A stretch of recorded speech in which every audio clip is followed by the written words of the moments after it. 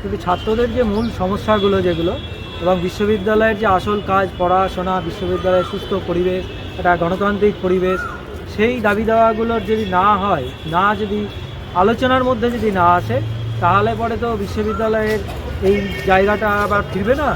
সেই জন্যই হচ্ছে ছাত্রদের যে দাবিগুলো আছে সেটা খুব দরকার ছিল অথরিটিস যারা আছেন কর্তৃপক্ষ তারা ছাত্রছাত্রীদের সঙ্গে দ্রুত আলাপ আলোচনার মধ্যে বসা, আলোচনার দরজাটাকে ওপেন করা।